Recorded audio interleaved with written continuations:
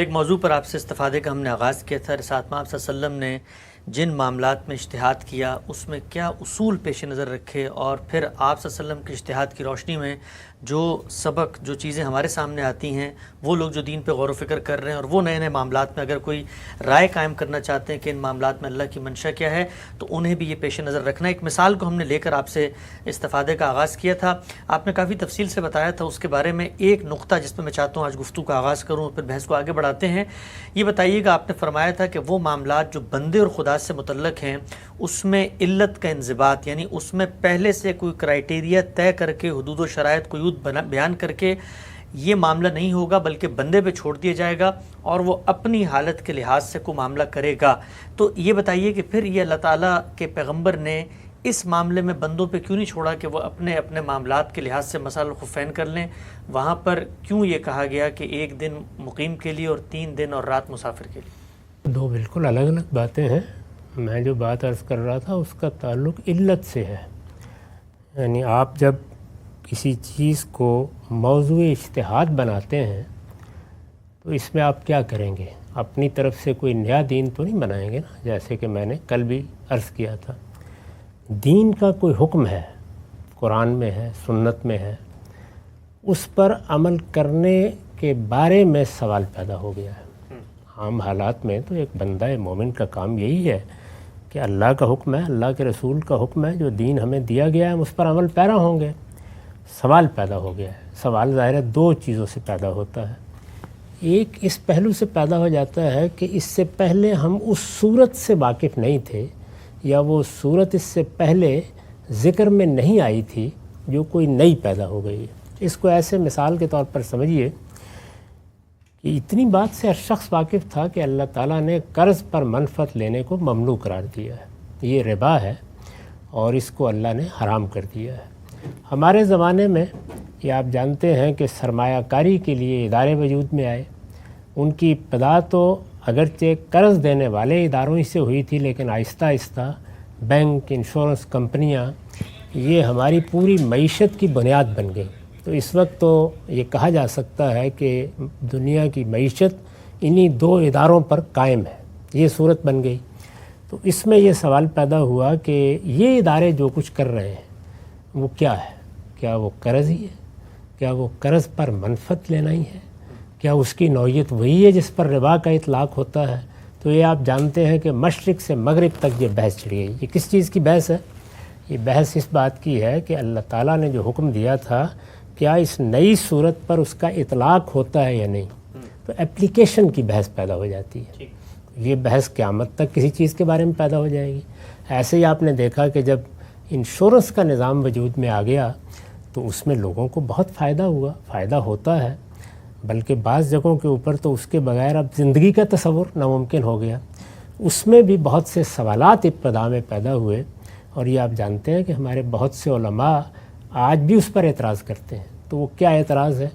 وہ یہی ہے کہ ان کو یہ محسوس ہوتا ہے کہ شاید ہمیں سود سے روکا گیا ہے، اس میں کوئی سود کی چیز ہے، شاید ہمیں قمار سے روکا گیا ہے، اس میں کوئی قمار کا عنصر ہے، شاید ہمیں ضرر اور غرر کے معاملات کرنے سے روکا گیا ہے، اس میں کوئی ضرر اور غرر کا معاملہ ہے۔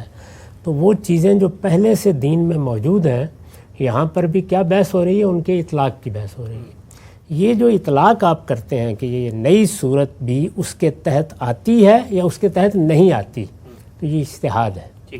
اچھا، اسی طرح سے دوسری چیز یہ ہوتی ہے کہ آپ کو کوئی ایسی مشکل پیش آ گئی جس میں دین کے کسی حکم پر عمل کرنا آسان نہیں رہا، تو میں نے یہ عرض کیا تھا کہ اس میں 2 اصول قائم کر دیے گئے ہیں کہ حرمتوں کے معاملے میں جان، مال، آبرو کو خطرہ لاحق ہو جائے تو حرمت کے ارتکاب پر مواخذہ اٹھ جاتا ہے۔ یہ اللہ تعالیٰ نے بیان کر دیا، یعنی استثناء کی بنیاد وہاں یہ ہے۔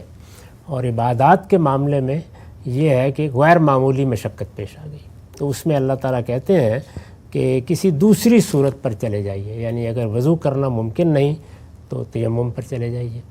تو اس میں آپ کیا کرتے ہیں؟ یعنی ایک آپ کے پاس مقیس علیہ ہوتا ہے جس پر آپ قیاس کر رہے ہوتے ہیں، ایک مقیس ہوتا ہے جس کو آپ قیاس کر رہے ہیں، ایک آپ کے پاس وہ حکم ہوتا ہے جس کو آپ جاننا چاہتے ہیں۔ تو کس بنیاد پر قیاس کریں گے؟ وہ بنیاد علت ہوتی ہے، وہ اس چیز کی حقیقت ہوتی ہے۔ تو تو اگر آپ اسی مثال کو لے لیں تو اس مثال میں مکی صلاح کیا ہے؟ تیمم کا حکم ہے، وہ قرآن مجید میں بیان ہو چکا ہے، اس پر قیاس کر رہے ہیں۔ اچھا، کس چیز کو قیاس کیا گیا ہے؟ جرابوں پر مسے کو۔ مسئلہ کیا پیش آ گیا ہے؟ وہی رخصت کا حکم معلوم کرنا ہے کہ کیا یہاں بھی آتا ہے یا نہیں آتا۔ تو اب جب معلوم کرنا ہے کہ رخصت کا حکم اس پر آتا ہے یا نہیں آتا، تو حکم کو جب آپ یا اٹھائیں گے یا اس کا انطباق کریں گے، دونوں صورتوں میں اس کو طے کریں گے نا، اس کی حقیقت کیا ہے۔ تو وہ حقیقت جب طے کی جاتی ہے تو کیا وہ حقیقت منضبط ہونی چاہیے، یہ بحث تھی، یعنی علت کا انضباط زیر بحث تھا۔ جب آپ یہ کہتے ہیں کہ سفر میں آپ مسا کر سکتے ہیں، یا یہ آپ کہتے ہیں سفر میں آپ قصر پڑھ سکتے ہیں، تو سفر ایک ایسی چیز ہے کہ جس کا اطلاق ہو سکتا ہے کہ کوئی آدمی گھر سے نکلنے پر کرے، اور کوئی دوسرا آدمی یہ کہے کہ یہ کیا سفر ہوا، یہ تو میں ساتھ والے گاؤں میں گیا تھا۔ سفر کا اطلاق تو کوئی 10-20 میل کے فاصلے پہ ہونا چاہیے، بحث ہو جائے گی نا یہ۔ تو یہ منضبط علت نہیں ہے، یعنی جب آپ نے محض سفر کہہ دیا یا جب آپ نے محض مشقت کہہ دیا تو آپ کو اس کا انضباط کرنا ہوتا ہے، یعنی آپ متعین طور پر بتائیں، کیونکہ اس آدمی نے رخصت سے فائدہ اٹھانا ہے۔ اس پر میں نے یہ عرض کیا تھا کہ شخصی معاملات میں اس کی ضرورت نہیں ہوتی، یعنی اس میں یہ بتا دینا کافی ہے کہ تم اللہ کے بندے ہو، اللہ تعالیٰ نے یہ رخصت اس اصول پر دی ہے، تم سفر میں ہو تو سفر کی نوعیت خود بتا دے گی تمہیں کہ تمہیں اس رخصت سے فائدہ اٹھانا چاہیے یا نہیں اٹھانا چاہیے۔ اسی طرح مرض کا معاملہ ہے، قرآن نے کہا ہے نا کہ اگر تم مریض ہو یا مسافر تو روزہ چھوڑ سکتے ہو، اس کا مطلب رخصت دے دی گئی۔ تو اس علت کے انضباط کی بحث ہوتی ہے اصول فقہ میں کہ یہ منضبط ہونی چاہیے، یعنی ایسی کوئی چیز ہونی چاہیے کہ جس میں ایسی نوعیت نہ بن جائے کہ آپ اٹھیں اور کہیں کہ یہ سفر ہے اور میں 300 میل پر بھی اس کا اطلاق کرنے سے انکار کروں، تو متعین کریں۔ تو ہمارے فقہا کوشش کرتے ہیں۔ اس پر میں نے یہ عرض کیا کہ میرے نزدیک اس کی کوئی ضرورت نہیں ہے۔ لوگوں کو یہ توجہ دلانی چاہیے کہ تم اللہ تعالیٰ سے رخصت کا فائدہ اٹھا رہے ہو، وہ تمہارا خالق ہے، تمہیں اس کے سامنے جواب دہ ہونا ہے۔ تو بس یہ سمجھو کہ اللہ نے یہ تمہارے اوپر ایک عنایت فرمائی ہے، اس عنایت کے معاملے میں وہی رویہ ہونا چاہیے جو استثناء میں ہے، غیر باغن ولا عاد، حد سے تجاوز نہیں ہونا چاہیے، اور آدمی کو اس جگہ سے آگے نہیں بڑھنا چاہیے جتنی ضرورت ہے۔ تو اس لیے خود اس کا خیال کرو کہ وہ کتنا مرض ہے جس پر تمہیں فائدہ اٹھانا چاہیے، کتنا سفر ہے یا سفر کی کیا کیفیت ہے جس پر تمہیں فائدہ اٹھانا چاہیے۔ تو یہی معاملہ مسے میں ہوگا، یہی سب چیزوں میں ہوگا۔ یہ جو انضباط کی بحث ہے یہ اس سے متعلق ہے۔ اس کے بعد میں نے ایک اگلی بات کی تھی، اور وہ یہ کہ جب رخصت دی جا رہی ہے تو رخصت کا مطلب کیا ہے، یعنی ہمیں تعلیم دی گئی کہ رخصت کو اس جگہ تک ہی رہنا چاہیے جہاں تک اس کی ضرورت ہے۔ استثناء کے بارے میں بھی کہا کہ غیر باغن والا عاد ہونا چاہیے، حد سے بڑے نہیں آپ، یعنی آپ کو موقع ملا حرام کھانے کا، آپ نے کہا کہ آپ اگلے پچھلی ساری حسرتیں پوری کر لی جائیں، تو اس لیے کہا کہ غیر باغن والا عاد، اس پر پابندی لگا دی۔ تو یہاں پر بھی عقل تقاضا کرتی ہے کہ رخصت کو مطلق نہ رہنے دیا جائے۔ یہ انضباط کی بحث نہیں ہے، اطلاق کی بحث ہے، اس کو مطلق نہیں رہنا چاہیے۔ تو اس کے لیے ہر فقیہ کو یہ چاہیے کہ جب وہ رخصت دے تو بتا دے کہ آپ اتنی مدت کے لیے اتنے فاصلے پر اس کا فائدہ اٹھا سکتے ہیں۔ یہ وہ چیز ہے کہ ہر رخصت محدود ہونی چاہیے، اس پر کوئی تحدید عائد کر دینی چاہیے تاکہ لوگ رخصت کو بس فراغت نہ سمجھ لیں۔ تو حضور نے بھی یہی کیا کہ مسے کی اجازت دی، آپ جرابوں پر مسا کر سکتے ہیں، بتا دیا ہے کہ گھر میں بھی کر سکتے ہیں، سفر میں بھی کر سکتے ہیں، دونوں صورتوں میں بتا دیا۔ لیکن سفر میں 72 گھنٹے کے بعد آپ اتاریے جرابیں اور پاؤں دھو لیجیے، اور یہی معاملہ گھر میں 24 گھنٹے کے بعد کر دیا۔ تو میں نے یہ عرض کیا تھا کہ یہ جو اس طرح کی ہدایت ہوتی ہے فقیہ بھی کرتا ہے، یہ ارشاد کی نوعیت کی ہے، گویا بندے کو تجویز کیا جاتا ہے کہ تمہیں اپنے اوپر یہ پابندی لگا لینی چاہیے تاکہ رخصت کے معاملے میں وہی حد رہے، یعنی استثناء ہے تو غیر باغن والا عاد رہو، اور رخصت ہے تو ایک حد کے اندر اس سے فائدہ اٹھاؤ۔ تو یہ وہ چیز ہے، اس کا تعلق عقلی اقتضاء سے ہے، اس کا تعلق انضباط سے نہیں۔ ٹھیک ہے، ہم سے یہ نقطہ آپ نے بڑی خوبصورتی سے واضح کیا، دونوں الگ الگ چیزیں ہیں۔ اچھا یہ بتائیے گا کہ جب رسالت پاک صلی اللہ علیہ وسلم نے جو لوگوں کو رخصت دی ایک اطلاقی معاملے کے اندر، اس میں ٹائم متعین کر دیا، تو ہم تو یہ جانتے ہیں کہ ہر وقت جب آپ کوئی چیز متعین کرتے ہیں تو وہ زمان و مکان کی قید کے ساتھ ہوتی ہے، تو آج کے دور میں ایک مثال آپ کے سامنے رکھتا ہوں، مثلا ایک ڈاکٹر ہے اور وہ 2 دن یا 1.5 دن یا 1 دن سے زیادہ اسپتال میں گزارتا ہے، اور اس کے لیے یہ ممکن نہیں ہے کہ وہ موزوں کو باقاعدہ طور پر اتار کر بار بار جو وہ دھوئے، تو اب وہ مقیم ہے لیکن اس کے لیے دن زیادہ ہو گیا ہے، تو کیا آج کے دور میں کوئی فقیہ آگے بڑھ کے کہہ سکتا ہے کہ تمہارے لیے مقیم ہوتے ہوئے بھی مسح علی الخفین 1 دن سے زیادہ کی مجاز اس ہے؟ میں چونکہ رسول اللہ صلی اللہ علیہ وسلم نے ایک بات کر دی ہے تو اس کو ایسے ایک فقیہ کو بیان کرنا چاہیے کہ عام حالات میں تم اس پر عمل کرو گے، کوئی اور مشکل پیش آ جائے تو وہی اصول جس پر رخصت دی گئی ہے وہ اس تحدید سے بھی رخصت کا باعث بن جائے گا۔ یعنی اصول ایک ہی ہے جو اوپر سے چل رہا ہے، اور وہ یہ کہ آدمی کو غیر معمولی مشقت پیش آ گئی ہے۔ غیر معمولی مشقت نے پاؤں دھونے سے آپ کو مستثنیٰ کر دیا کہ اگر ایک بار وضو کر کے جرابیں پہن لی ہیں تو اب ضروری نہیں کہ اتاری جائیں، تو یہ رخصت کس اصول پر دی گئی؟ غیر معمولی مشقت۔ اب 1 دن کی یا 3 دن کی پابندی میں بھی غیر معمولی مشقت پیدا ہو گئی تو اسی اصول پر یہاں بھی رخصت دے دیں۔ تو اس طرح سے دین کے معاملات کو ایک قاعدے کے ساتھ بیان بھی کرتے ہیں اور اس پہ غور بھی کرتے ہیں۔ ٹھیک ہے صاحب، 2 مثالیں میں لیتا ہوں۔ پچھلے دنوں میں آپ نے اس طرح ایک نئی صورتحال جب پیش آئی اس پر اپنی رائے کا اظہار کیا، بظاہر لوگوں نے سمجھا کہ شاید یہ بغیر کسی اصول کے ہے اور ایک طرح سے آسانی پیدا کر دی گئی ہے۔ جو دونوں باتیں آپ نے بتائیں کہ عبادات کے معاملے میں اگر مشقت ہوتی ہے تو جو اسوہ سامنے آیا وہ یہ کہ جو آپ کو رخصت مل رہی ہے اس کو عادت نہ بنائیں اور شبہ صورت کو قائم رکھیں، یعنی یہ نہیں ہے کہ آپ پوری کی پوری وہ صورت ہی ختم کر دیں، قائم مقام اس سے کمتر کی طرف جائیں۔ نماز کا مسئلہ پیدا ہوا ہمارے یہاں کرونا وائرس کے دنوں میں، اور آپ نے آ کر یہ فرمایا کہ جی آپ آن لائن نماز پڑھ لیں مثال کے طور پہ، تو اب وہاں پر بہت سارے سوالات پیدا ہوئے، نہ امام ہے، نہ امام کو تو آگے ہونا چاہیے مسجد میں، اس کے بعد تکبیر ہوتی ہے، اقامت ہوتی ہے، اذان ہوتی ہے، جماعت کی پوری نماز کا معاملہ تھا۔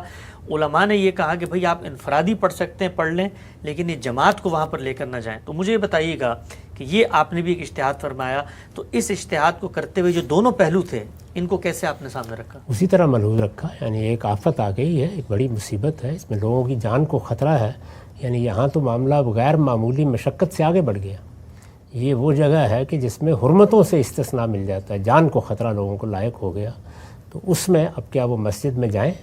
ظاہر ہے کہ مسجد میں جا کے نماز پڑھنا ایک بڑی خیر و برکت کی چیز ہے، اور اگر آپ کے گھر کے قریب مسجد ہے تو پھر آپ کو وہیں جا کے نماز پڑھنی چاہیے۔ تو اس میں خاص طور پر جمعے کے لیے یہ مسئلہ زیر بحث آیا، کیونکہ باقی نمازیں تو ہم گھر میں پڑھ سکتے ہیں لیکن جمعے کے لیے تو مسجد ہی میں جانا ہوتا ہے، اس کا کیا کیا جائے گا؟ تو اس پر میں نے یہ عرض کیا تھا کہ اب ایک صورت یہ ہے کہ آپ جمعے کو ختم کر دیں۔ شروع میں جب وبا بہت آخری درجے میں پہنچی ہوئی تھی، ایک صورت یہی ہوگی نا، جمعہ آپ ختم کریں گے تو پھر کیا ہوگا؟ پھر آپ ظہر کی نماز پڑھیں گے گھر میں۔ دوسری صورت یہ ہے کہ یہ معلوم نہیں کہ یہ وبا سال لے 2 سال لے، اس سے پہلے وباؤں کی تاریخ سے ہم واقف ہیں، تو اس میں کیوں معطل کیا جائے؟ اس میں زیادہ اچھا طریقہ یہ ہے کہ اسی اصول کو ذہن میں رکھا جائے جو حضور نے بیان فرمایا ہے کہ عبادات میں شبہ صورت پر چلے جائیں۔ یعنی کہا جا سکتا تھا نا کہ اگر آپ کو کوئی مشکل پیش آ گئی ہے، پانی نہیں ہے یا کوئی اور چیز ہے، تو نہ وضو کریں، اللہ کا نام لے نماز پڑھ لیں، لیکن اس کے لیے ایک علامتی صورت کو باقی رکھا گیا کہ اس طرح سے آپ تیمم کریں۔ اب ظاہر ہے کہ اس میں کیا صفائی ہوتی ہے؟ کچھ نہیں ہوتا نا، یعنی آپ نے مٹی کے اوپر ہاتھ مارے ہیں تو اس میں تو کوئی چیز نہیں ہوگی، کوئی ہاتھ دھل نہیں جائیں گے، تو یہ شبہ صورت یعنی ایک نفسیاتی احساس باقی رہے۔ تو اس کے لیے میں نے یہ عرض کیا تھا اس زمانے میں کہ ہمارے لیے چونکہ اللہ تعالیٰ نے نئے ذرائع پیدا کر دیے ہیں، اب یہ بالکل ممکن ہے، تو آپ مساجد سے نشر کر سکتے ہیں اس کو، اور لوگ اپنی اپنی جگہ پر مل کر بھی کر سکتے ہیں، اپنے اپنے طریقے پر بھی شامل ہو سکتے ہیں۔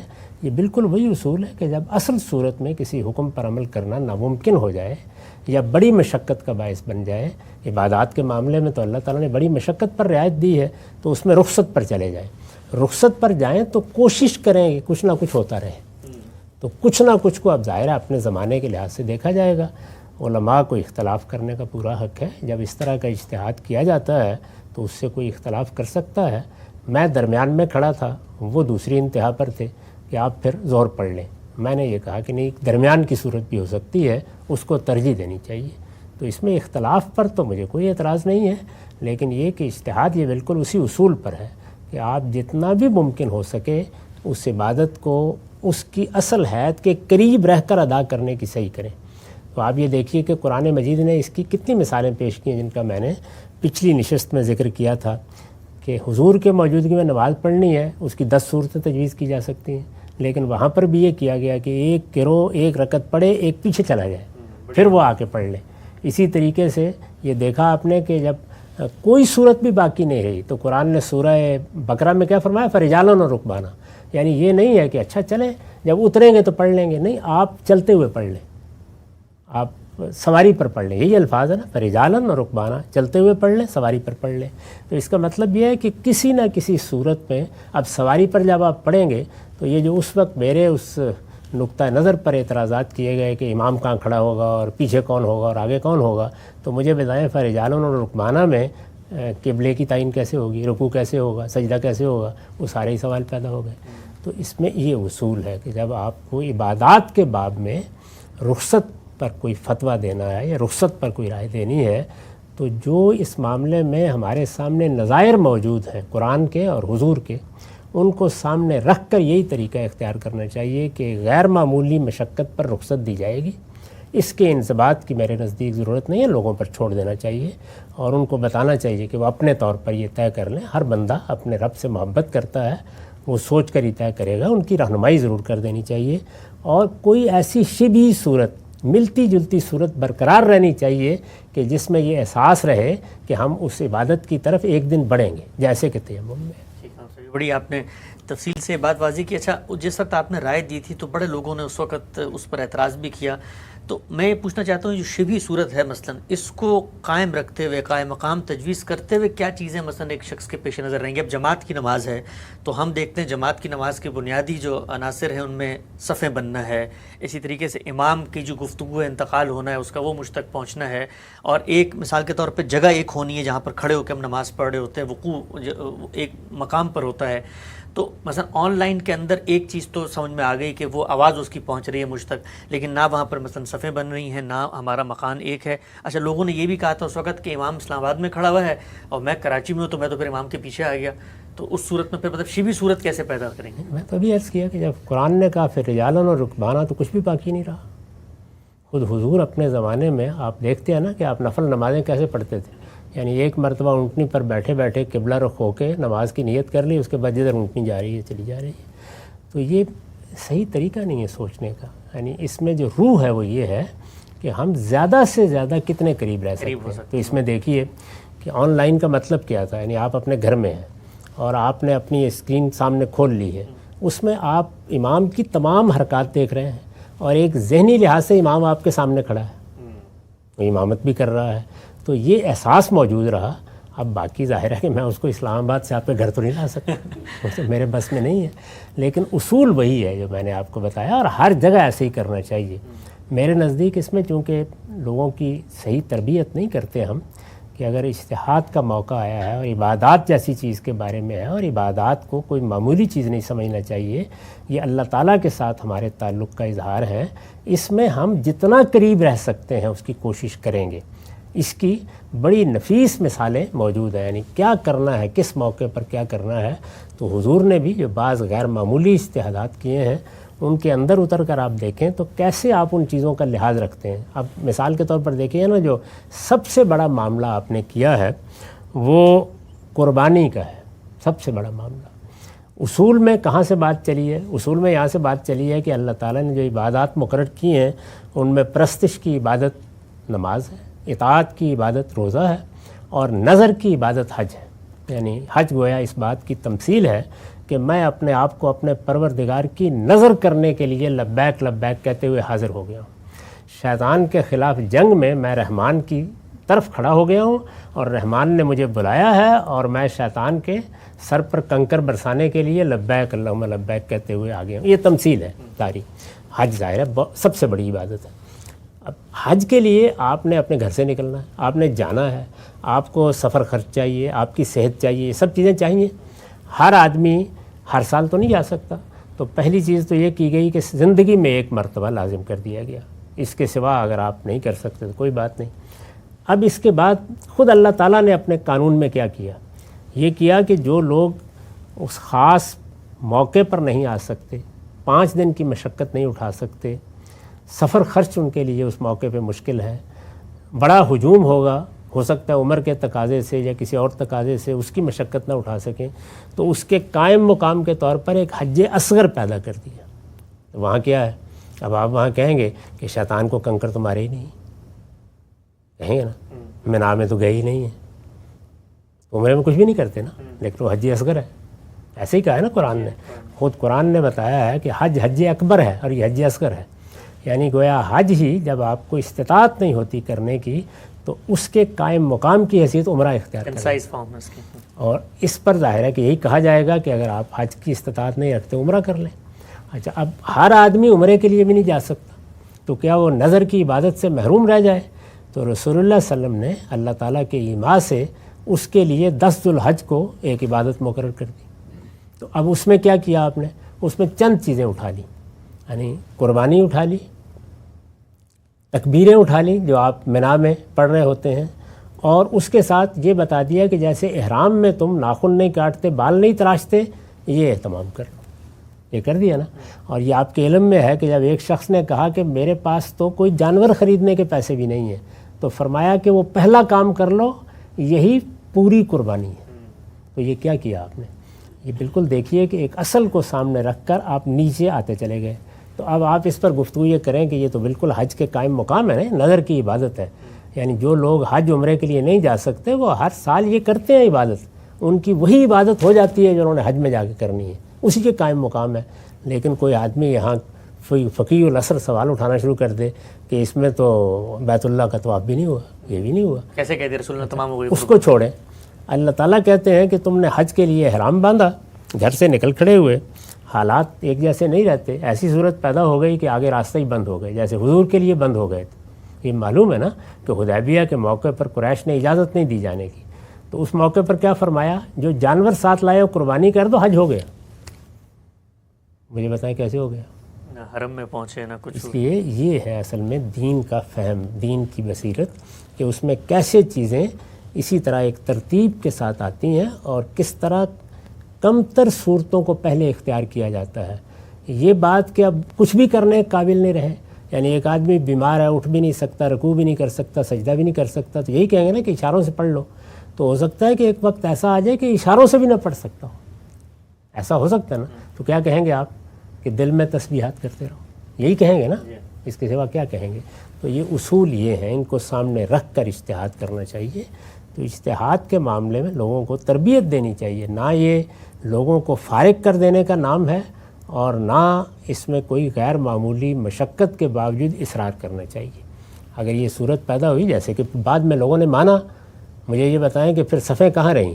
پھر 6-6 فٹ کے فاصلے پر لوگ کھڑے ہوئے نا، یہ سب ہو گیا۔ حرم میں بھی آپ کو پابندی لگانی پڑی۔ ابھی حال میں آپ نے دیکھا ہے کہ حجر اسود کا استلام بھی، یعنی آپ جا کر بوسہ دیں، ختم کر دیا گیا، ابھی حال میں پھر اجازت دی ہے۔ تو یہ سب کیا ہوا ہے؟ یہ وہی کچھ ہوا ہے جو میں نے عرض کیا، اس پہ کیا مختلف چیز؟ لیکن یہاں سے بڑی ہی اہم بات آپ سے ہوئی گفتگو۔ اچھا، یہ خاتمہ کرتے ہیں، سوچنے سمجھنے کا بڑا سامان ہے اس میں، لیکن جس وقت آپ نے مثلا وہ رائے دی تھی، بڑا طوفان اٹھا، تو ایک بڑے لطائف بھی سامنے آیا۔ تو ایک صاحب نے یہ بھی کہا کہ میں آن لائن اگر نماز پڑھ رہا ہوں اور بجلی چلی جائے تو پھر غامدی صاحب کی فقہ کے مطابق کیا ہوگا؟ میرا امام تو غائب ہو گیا۔ جی ہاں، وہی جواب بھی ہوتا ہے۔ بارہا مجھے اس کا تجربہ پیش آیا، عید کی نماز میں، جمعہ کی نماز میں، بڑے اجتماع میں بجلی چلی گئی، کیا ہوتا ہے اس میں یہ ہوتا ہے کہ اگر آواز پہنچائی جا سکتی ہے تو مکبر پہنچا دیں گے، اگر نہیں پہنچائی جا سکتی تو آپ اللہ اکبر کہہ کے اپنی نماز مکمل کریں گے۔ ایسے حادثے پیش آئے ہیں کہ یہ معاملہ ہو گیا، پتہ ہی نہیں چل رہا کہ امام صاحب سجدے میں یا اٹھ گئے ہیں، تو بھائی نماز پوری کی جاتی ہے اور بس سلام پھیر دی جاتی ہے۔ تو یہ تو معمولی عقل کی باتیں ہیں، لیکن میرا خیال ہے کہ ہماری عقل بعض اوقات کچھ زیادہ ہی پراپر سینس میں بدل جاتی ہے اور معمولی عقل کی باتیں بھی سمجھنی مشکل ہو جاتی ہے۔ بالکل صحیح، اہم بات ہے۔ غامدی صاحب سے ہم نے گفتگو کی، رسالت مآب صلی اللہ علیہ وسلم نے جو اجتہاد فرمائے ہیں ان کے پیچھے کیا اصول ہیں، اور ایک دین کے عالم کے لیے، ایک فقیہ کے لیے کیا اس میں روشنی سامنے آتی ہے، چند اطلاقی مثالیں بھی اس پیش نظر رکھی۔ انشاءاللہ گفتگو کے سلسلے کو آگے بڑھائیں گے۔ وقت یہاں پہ ختم ہوتا ہے، دوبارہ حاضر خدمت ہوں گے۔ ہم سب تک کا بہت بہت شکریہ۔